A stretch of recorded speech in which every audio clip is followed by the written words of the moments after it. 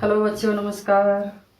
बच्चों, आज मैं आपको पाठ 14 पढ़ाने जा रही हूँ। पाठ 14 जिसका नाम है पिता का पत्र पुत्री के नाम।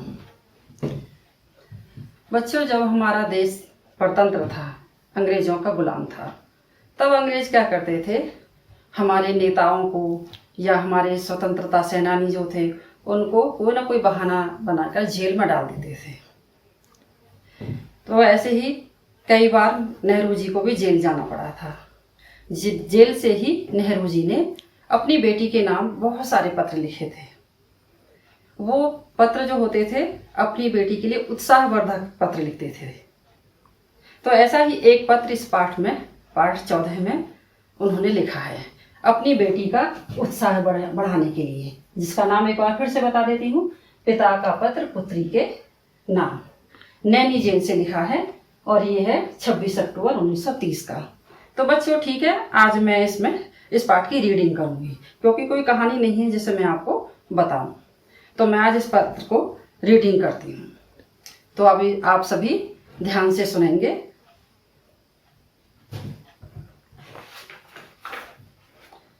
पाठ का नाम है, पाठ 14 है पिता का पत्र पुत्री के नाम। कुछ शब्द हैं, कठिन शब्द हैं, जिनको मैं रीडिंग कर रही हूँ। जोन ऑफ आर्क स्मरण, वीरांगना लज्जित, आंदोलन नेतृत्व। नैनी जेल 26 अक्टूबर 1930। अब पत्र स्टार्ट होता है। प्रिय इंदिरा, जन्मदिन पर तुम्हें कई उपहार मिलते रहे हैं, शुभकामनाएं भी दी जाती रही हैं, पर मैं इस जेल में बैठा तुम्हें क्या उपहार भेज सकता हूँ? हाँ, मेरी शुभकामनाएं सदा तुम्हारे साथ रहेंगी। क्या तुम्हें याद है कि जोन ऑफ आर्क की कहानी तुम्हें कितनी अच्छी लगी थी? तुम स्वयं भी तो उसी की तरह बनना चाहती थी, पर साधारण पुरुष तथा स्त्रियां इतने साहसी नहीं होते। वे तो अपने प्रतिदिन के कार्यों, बाल बच्चों तथा घर की चिंताओं में ही फंसे रहते हैं। परंतु एक समय ऐसा आ जाता है कि किसी महान उद्देश्य की पूर्ति के लिए सभी लोगों में असीम उत्साह भर जाता है। साधारण पुरुष वीर बन जाते हैं और स्त्रियां वीरांगनाएं। आजकल हमारे भारत के इतिहास का निर्माण हो रहा है। बापूजी ने भारतवासियों के दुखों को दूर करने के लिए आंदोलन छेड़ा है।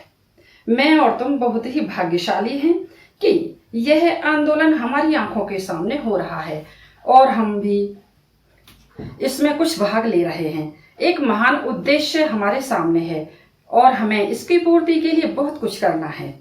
अब सोचना यह है कि इस महान आंदोलन में हमारा कर्तव्य क्या है, इसमें हम किस तरह भाग लें। परंतु जो कुछ भी हम करें, हमें इतना अवश्य स्मरण रखना चाहिए कि उससे हमारे देश को हानि न पहुंचे। कई बार हम संदेह में भी पड़ जाते हैं कि हम क्या करें क्या न करें। यह निश्चय करना कोई सरल कार्य नहीं है। जब भी तुम्हें ऐसा संदेह हो तो ठीक बात का निश्चय करने के लिए मैं तुम्हें एक छोटा सा उपाय बताता हूँ। तुम कोई भी काम ऐसा न करना जिसे दूसरों से छिपाने की इच्छा तुम्हारे मन में उठे। किसी बात को छिपाने की इच्छा तभी होती है जब तुम कोई गलत काम करते हो। बहादुर बनो और सब कुछ स्वयं ही ठीक हो जाएगा। यदि तुम बहादुर बनोगी तो तुम ऐसी कोई बात नहीं करोगी जिससे तुम्हें डरना पड़े या जिसे करने से लज्जित होना पड़े।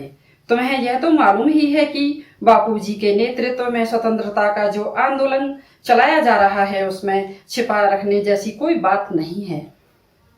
हम तो सभी काम दिन के उजाले में करते हैं। अच्छा बेटी, अब विदा। भारत की सेवा के लिए तुम बहादुर सिपाही बनो, यही मेरी शुभकामना है। तुम्हारा पिता जवाहरलाल। बच्चों, इस पाठ को आप 2 या 3 बार कम से कम रीडिंग करें, यही मेरी तुमसे प्रार्थना है। धन्यवाद।